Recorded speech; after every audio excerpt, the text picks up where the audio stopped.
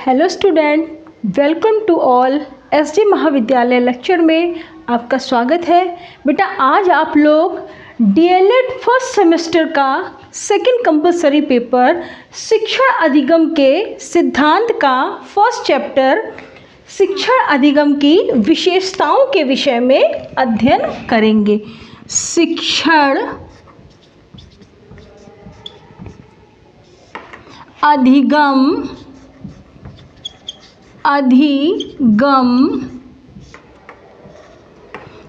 की विशेषताएं।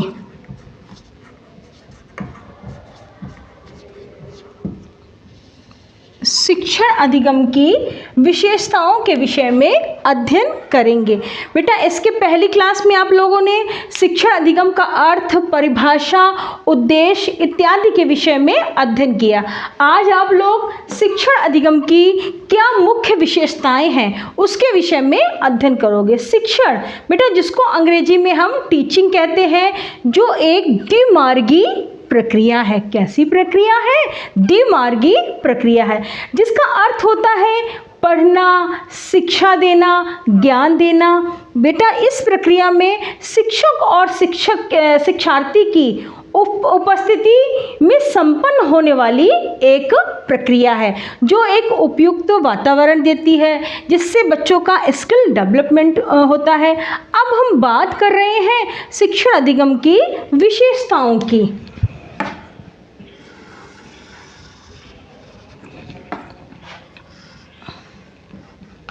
विशेषताओं में बेटा सबसे पहले नंबर में आती है बाल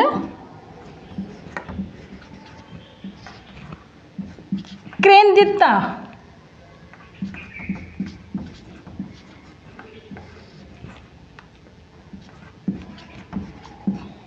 मतलब कि बाल केंद्रित सिद्धांत। जो शिक्षण अधिगम होता है वो बालकों की रुचि हो गई, बालकों की आदत हो गई, या उनकी योग्यता हो गई, या मानसिक स्तर हो गया, इन सारी चीज़ों पर निर्भर होती है। उनके स्तरानुकूल जो भी बच्चा जिस स्तर का होता है उसी के हिसाब से बच्चों को शिक्षा दी जाती है। अगले नंबर में आता है क्रिया। सेकंड नंबर में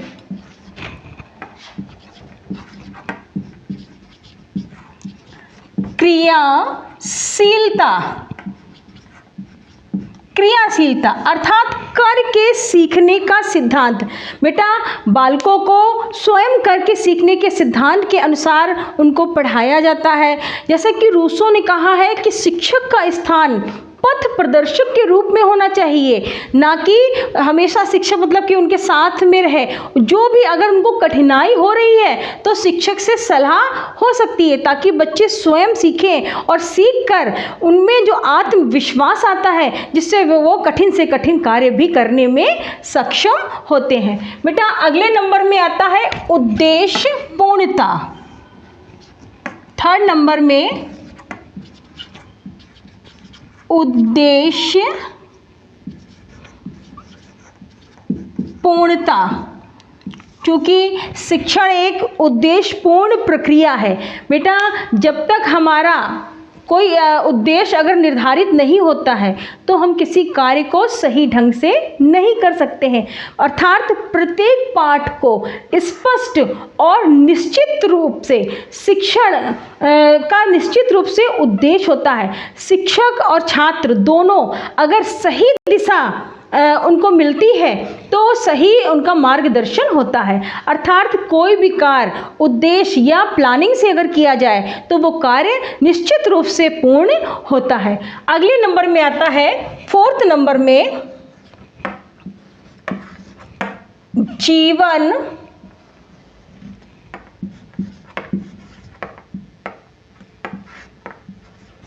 जीवन से संबद्धता। अर्थात शिक्षा जो है वो जीवन पर्यंत चलने वाली प्रक्रिया है।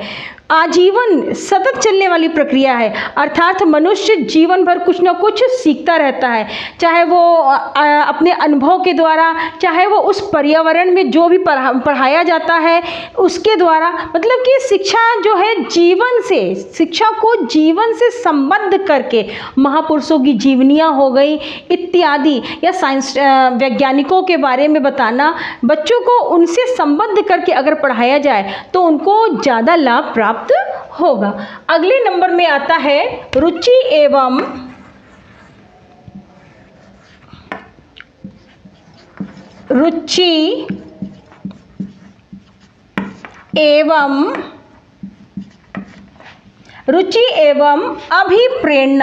अभिप्रेरणा।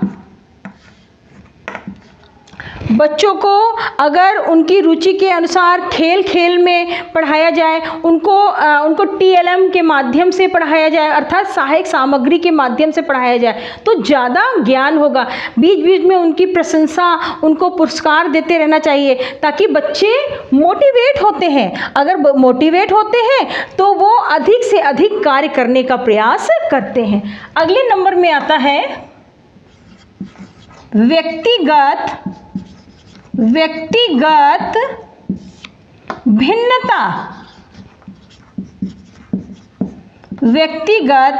भिन्नता। बेटा अगर हम कहें तो प्रत्येक व्यक्ति का, प्रत्येक बालक का IQ लेवल एक जैसा नहीं होता है। कोई मंद बुद्धि का होता है, कोई जड़ बुद्धि का, कोई सामान्य बुद्धि का, कोई प्रतिभाशाली, कोई अति प्रतिभाशाली। तो बच्चों के स्त्रानुकूल अगर शिक्षण कार्य संपन्न होता है तो वो एक सही दिशा पर जाता है। अगले नंबर में आता है सेवेंथ नंबर में लोकतांत्रिक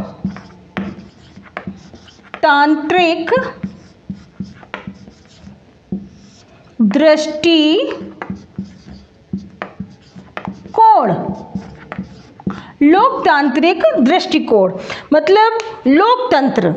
बच्चों को लोकतंत्र के विषय में, अर्थात उनको सहयोगात्मक माहौल देना चाहिए, उनको प्रश्न पूछने का अधिकार देना चाहिए।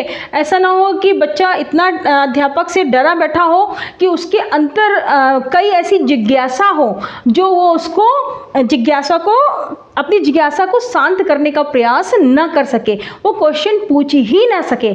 अर्थात हमें उनको प्रश्न पूछने का भी अधिकार देना चाहिए। बेटा नेक्स्ट नंबर में आता है अनुभव अभ्यास, 8th नंबर। अनुभव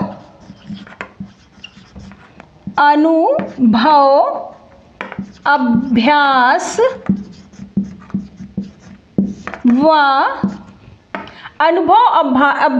व पुनर्बलन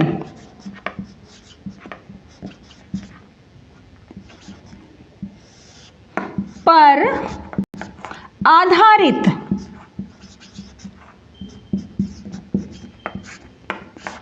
अनुभव मतलब कि एक्सपेरिमेंट। अगर हम किसी चीज़ में हमें अनुभव प्राप्त होता है तो हमारा काम और भी अच्छा होता है। अगर हम किसी भी चीज़ को सीखने के लिए बार बार अभ्यास करते हैं, एक बार काम बिगड़ता है, फिर बिगड़ता है, अंत में वो काम सही हो जाता है।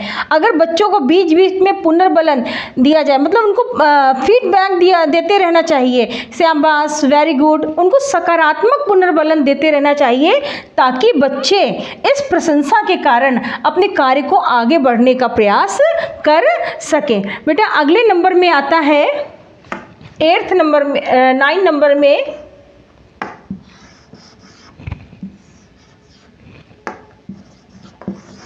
शिक्षक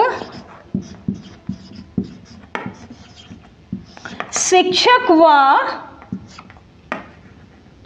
शिक्षार्थी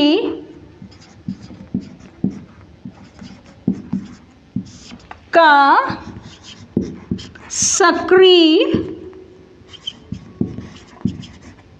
होना। शिक्षक और शिक्षार्थी का सक्रिय होना अर्थात एक्टिव होना।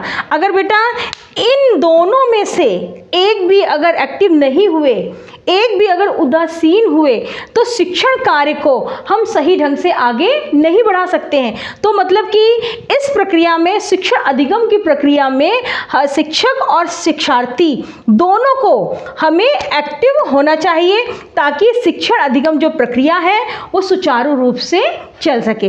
तो बेटा ये थे शिक्षा अधिगम की विशेषताएं, जिसमें बाल केंद्रितता, दूसरे नंबर में क्रियाशीलता, तीसरे में उद्देश्यपूर्णता, चौथे में जीवन से संबद्धता और पांचवें में रुचि एवं अभिप्रेरणा, 6 नंबर में व्यक्तिगत भिन्नता, 7वें में लोकतांत्रिक दृष्टिकोण, 8th में अनुभव, अभ्यास व पुनर्बलन पर आधारित, 9th में शिक्षक व शिक्षार्थी का सक्रिय होना।